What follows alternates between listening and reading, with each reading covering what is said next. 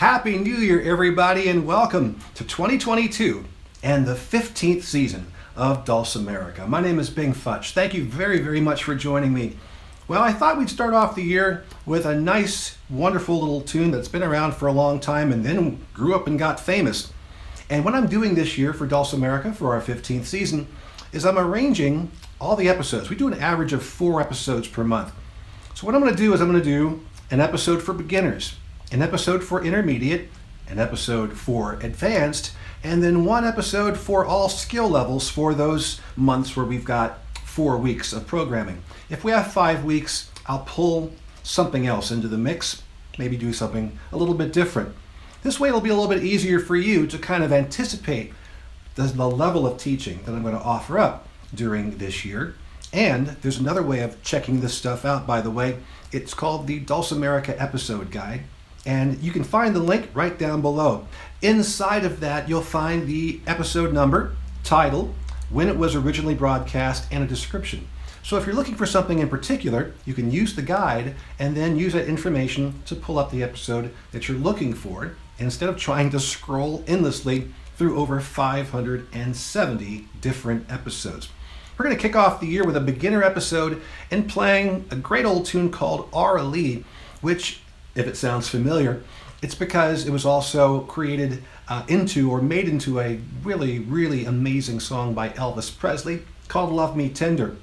Now, Elvis had a thing for wanting to take old public domain traditional tunes and then putting lyrics to them, because you didn't have to pay any royalties or licensing or copyright on the music. So a lot of these old tunes actually have turned into very popular songs. So let's kind of look at this. And if you want to follow along, you can download the tablature for RLE, Love Me Tender, from my Patreon site. And the link is right down below. And I'll put it up also later on. You can try it by ear, or you can play it along with the tablature, whichever you feel is more comfortable. And I'm going to show you a very simple way of playing the tune, and then another way of sort of adapting it to how you would like to play.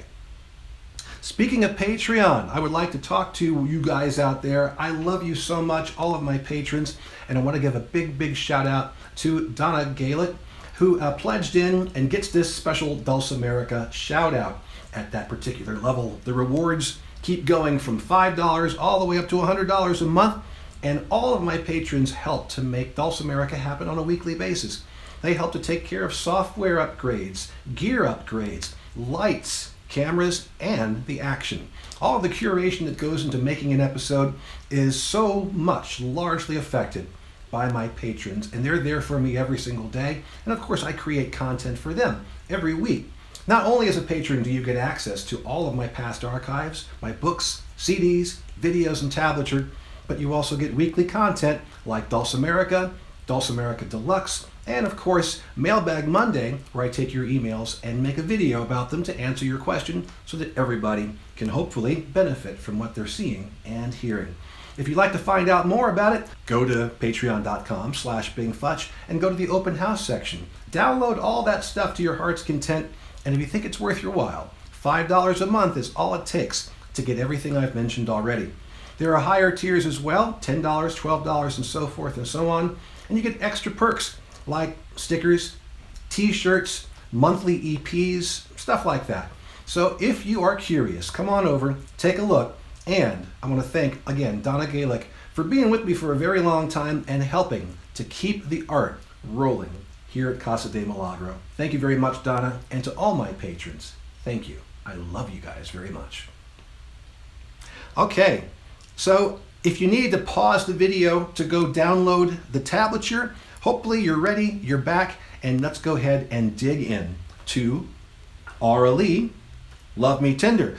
So this is a beginner level instruction I'm about to give you here, and I am in DAD tuning. Playing one of my new Folkcraft dulcimers here. Very lovely stuff. All right. So the first thing we're going to do is we're just going to pick through it note by note. And this is a very simple, very basic arrangement. We're in 4/4 time. We are in the key of D major. Now, for those of you beginners out there, you might be used to simply playing on the melody string and allowing the other strings to drone on. This is called drone melody style, and it's a very, very popular way of playing the mountain dulcimer. Typically, I would do this in DAA, and you're on the melody string pretty much all the time. But since you're going to be running into a lot of DAD when you get out there, beginners, I felt that I wanted to do it on DAD. And this is going to involve you playing a little bit on the middle string and doing some fretting that way. So let's walk through it measure by measure. The first thing we're going to do here is we're going to pluck the bass string and the middle string together for our downbeat of measure 1. The melody itself is actually on the middle string, and that's why we don't want to play the melody string closest to us, because it just kind of complicates things and it drowns out that middle string a little bit. Because we have a higher note, a higher pitched note than that middle string. So we're just going to pluck bass and middle first. And then on the second beat, we're going to hit melody. Then a 2 on the middle string. Back to your melody string. And then 0, 0, 1. Then come over and hit a 1 on the middle, that string by itself. And then come back to 0, 0, 1. Now we're going to walk down the middle string from 2. So we're going to go open strum all the way across, and then 2, strum all the way across, 1, strum all the way across, back up to 2, and then full open strum, measure 4. Now you'll notice we've got some repeat cymbals at the end of measure 4 and also at the beginning of measure 1. That means we're going to play those 4 measures twice. So we play through it once, and when you get to the end of measure 4, come on back to the beginning. So let's go ahead and do that again.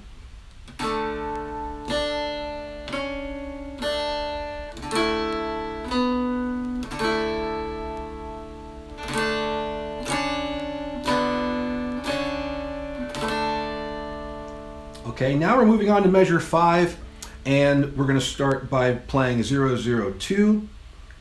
2 measures doing it like this.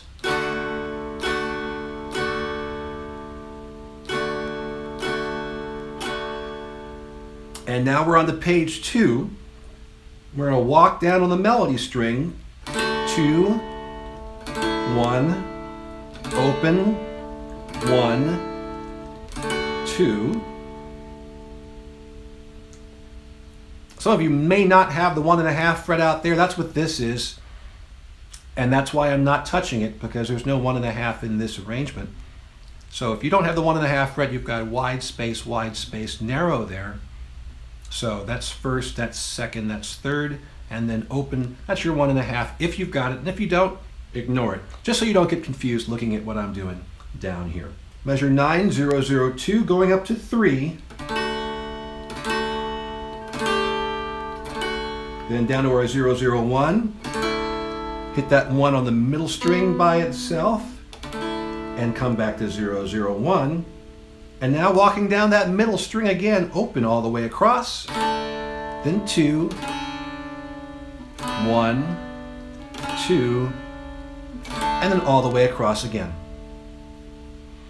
So when I first opened this up, in the first measure, I mentioned that we don't want to bury that melody that's on the middle string, right? So why are we doing it as we walk down the middle string?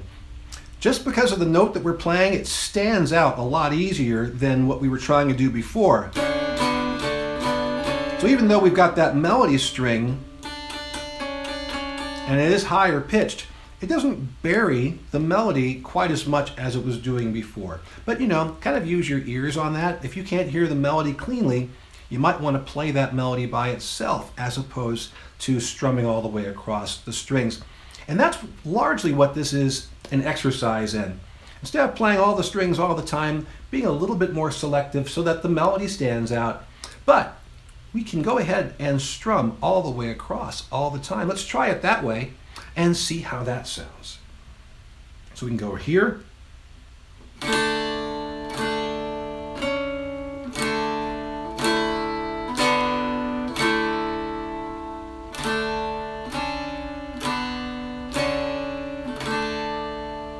So it doesn't sound bad.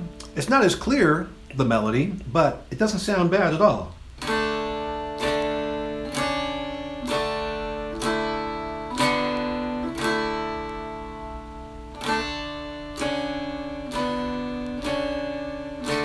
And we're just using one strum per melody note.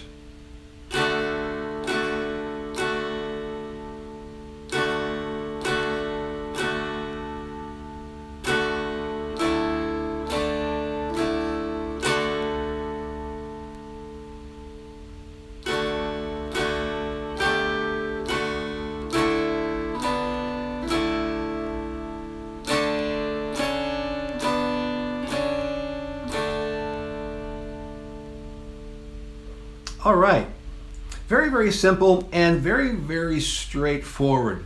4/4 time, very kind of moving along. We got quarter notes, we've got half notes, and that's it. We don't have any kind of syncopations going on, and that keeps it very, very simple. So if you have just started playing not only the mountain dulcimer, but music, this is a real easy one to get under your fingers and start playing from memory pretty quickly. Now, here's the thing. Once you've internalized the song, meaning you know where the notes are, you know how it flows up and down the mountain dulcimer, you don't have to look at the music anymore, the tablature, you've got it inside of your head. Once you do that, now's the time to start thinking about how you want to play it a little bit differently. And in fact, you want to play it a little bit more like Elvis does it.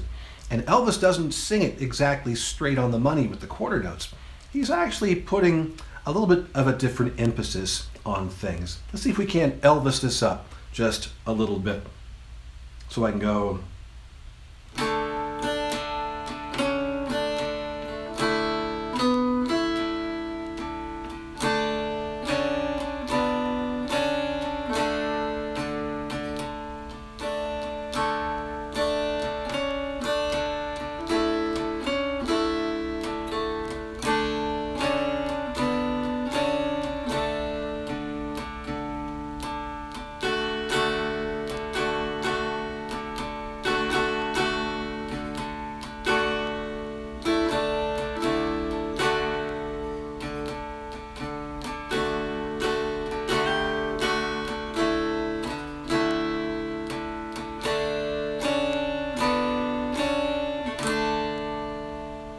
So we got a bit more of a swing going on there with some of that. And if you know how the song goes, and if you know how it moves, and you don't have to spend your time looking at the tablature anymore, you're free then to change up the rhythm of the piece to suit it the way you'd like to play it and the way you'd like to hear it. So by all means, beginners out there, feel free to step away from the tablature and do things a bit differently. That includes bringing in extra rhythms, extra bits of harmony, maybe even try your hand at playing some chords if you want to.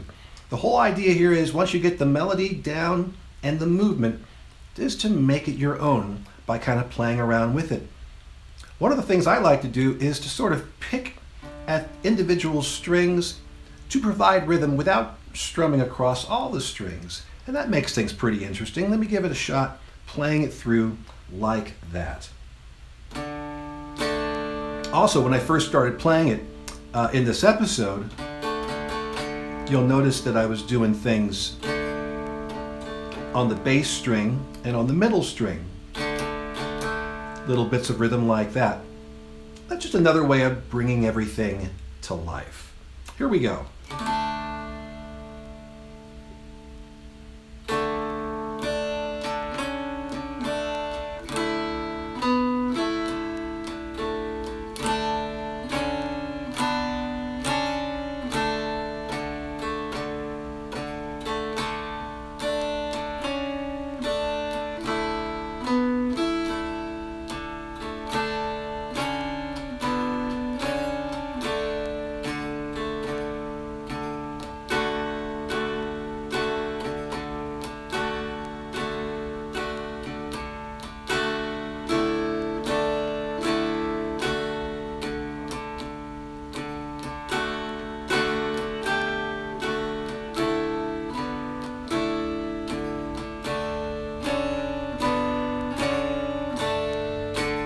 Let's go around again.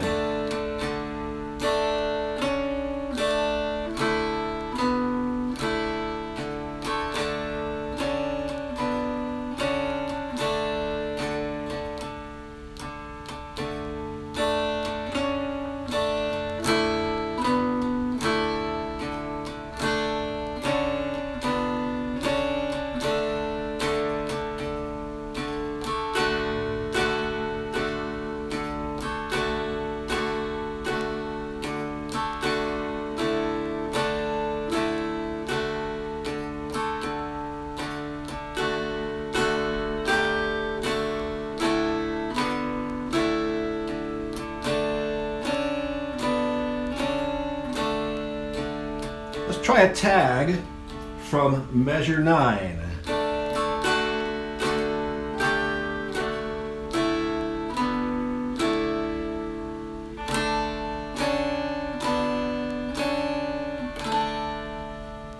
And that's kind of a cool way to end it right there, is by playing a tag that starts at 9 and goes on to the end of the piece. There's our first piece of the year and the first episode featuring our new format, which is going to be for each month that we have 4 weeks.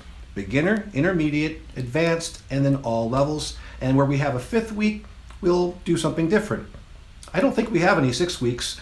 And if we do, there might be something wrong. Or not. I'm not exactly sure.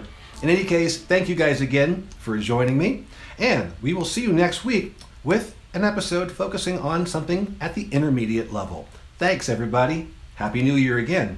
We'll see you soon.